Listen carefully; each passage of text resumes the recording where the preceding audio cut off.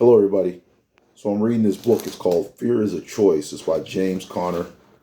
James Conner is a professional football player currently playing for the Arizona Cardinals. I'm going to read some of his book from pages like 96 to 99. I'm going to read this aloud. This book is a combination of talking about his football career and how he was. It also talks about how he was diagnosed with lymphoma. He also gives some inspiration and motivation in this book, and general like self-help thoughts on like how you can achieve things in life. So this is page 96. As I pored over these verses and others, I found myself thinking once again about the importance of perspective and how grateful I was that I had developed a sense of it early in life. As easy as it was to let cancer loom large in my mind and dominate my thoughts, I needed instead to remain focused on what God was doing through this experience. And I remember how relatively minor my illness was in the larger scope of my life. This challenge was nothing compared to everything I wanted to accomplish. I could dig into my disappointment, or I could choose to see my success. That is the best advice I can offer anyone who finds themselves in a situation where they feel like their life has been put on hold and their dreams have been thrown into question. Don't focus on what you've lost or how far you have to go. Focus on what it is you want to achieve in order to get where you want to be. Recognize the process instead of obsessing over the outcome. When you can identify whatever the next thing is that needs doing and then actually do it, you are making progress.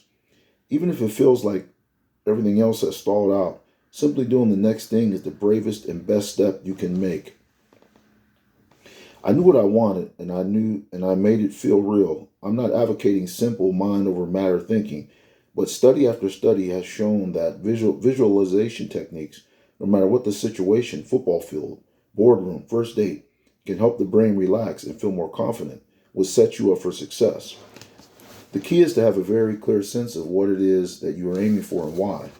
If you can fix your mind on the ultimate reason to keep pushing through, you will have a much easier time enduring the setbacks and heartbreak along the way. This is why goals and targets are both important. You have to be willing to keep the destination and the journey in mind. You can't have tunnel vision on the end game because you can't control the path. It doesn't matter how many to-do lists you make or how hard you work or how badly you want something to happen.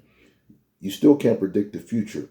There will always be bumps you can't anticipate and twists you never saw coming. There will be situations that are nowhere near how you would have chosen your life to play out, but if you keep your aim in mind, you can continue pushing in that direction. Planning can carry you to a certain point, but perseverance and grit are required to get you through it. Circumstances rarely stick to the way we've scripted them in our heads.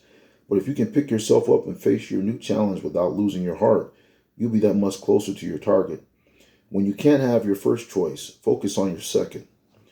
There are going to be times in life when you feel completely helpless, like all your options are gone, all your strength has been sapped, and everything you want is out of reach. When I was going through chemo, it was brutal to see other running backs in the conference continue to improve while my body slowly wasted away from my treatment.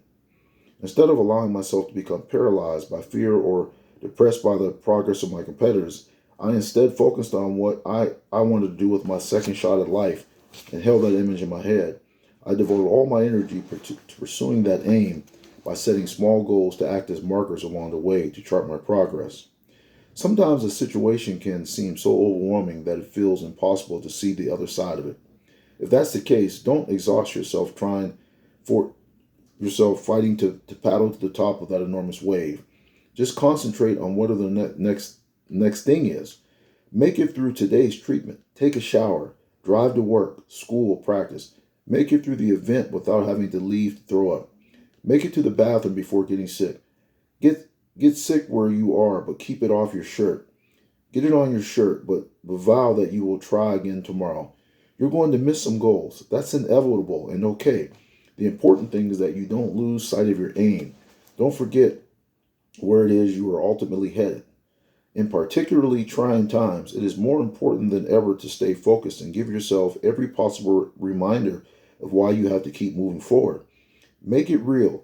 Imagine what those moments look like, feel like, smell like, and sound like, and taste like. Keep those sensations alive in your mind so that when the time is right, you will be able to come back better and stronger than ever. Staying focused on the why instead of painful circumstances and difficult situations can help us find the reserves of strength needed to keep fighting. Even during the most extreme setbacks, stay focused on the how can get us through the day-to-day grind. Why and how. The destination and the journey. The big picture and the daily steps to get there, targets and goals. Sitting in the chemo chair, I couldn't actually do a whole lot of physically to work towards my goal. So I focused instead on the mental. When I visualized what I would do on the other side of my illness, I didn't just see myself getting better. I vowed to become so good that the NFL wouldn't be able to say no. With both the short view and the long view in my mind, I set my sights on knocking down each goal on the way toward my target. I still had a long way to go, but I knew why I was traveling and I knew where I was headed. There were times when that singular aim felt like the only thing I could be sure about. And on those days, that was enough. So once again, these are the words of James Conner, professional football player, from his book, Fear is a Choice. Don't forget to like, subscribe, message, and share. Peace.